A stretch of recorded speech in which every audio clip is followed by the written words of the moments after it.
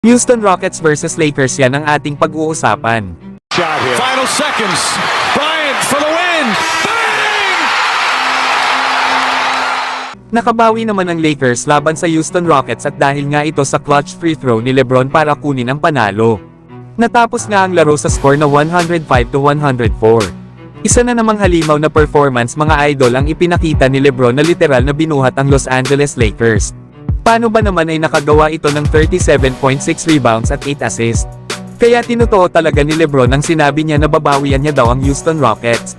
Samantalang Anthony Davis din mga idol nag-step up din kanina.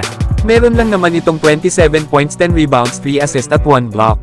At sinundan na nga yan nila Rui Hachimura na may 11 points at Austin Reeves na may 17 points. Nasayang na rin ang maganda ring performance ni Fred VanVleet na may double-double 15 points at 15 assists. At Alperen Sengun na may 23 points at 10 rebounds. Samantalang dahil naman sa panalo na ito ng Lakers ay angat na sila sa standings ng Western Conference sa pang-6 seed. Na may record na 8 wins at 6 losses. Na bagamat mababa ang naging 3-point shots ng Lakers kanina. Na meron lang silang 6 out of 29. Habang ang Houston Rockets ay meron namang 14 out of 37. Pero bumawi naman ang Lakers sa kanilang free throws na meron nga silang 21 out of 29. Habang sa Rockets ay meron lang silang 8 out of 10. Lamang din ang Lakers pagdating sa rebounds na meron silang 42. Habang sa Houston Rockets ay meron silang 34. Madami ding steals ang nagawa ng Lakers na meron silang 13 steals. At na-dominate din nila ang points in the paint na meron silang 54 points. Habang para naman sa Houston Rockets ay meron lang silang 46 points. Kaya importante talaga mga idol ang mga stats sa bawat laro.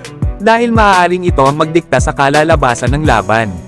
Katulad na lang sa pagtatapos ng laro sa laban ng Lakers at Rockets. Na kung saan ay nakuha pa ng Lakers ang panalo dahil sa free throw ni LeBron. Kaya naman nagkaroon sila ng 1-point lead para kunin ang panalo sa Rockets. Asahan naman natin mga idol na mas malakas na Los Angeles Lakers ang makikita nating maglaro sa kanilang next game sa isang araw. Lalo at makakalaban lang naman nila ang kabracket nila sa in-season tournament na Utah Jazz. At dito nga ganado ang Lakers dahil nakataya dito ang cash prize na $500,000. Pero kayo mga idol, ano ang masasabi nyo sa naging panalo ng Lakers sa Rockets kanina? So hanggang dito na lang tayo mga idol.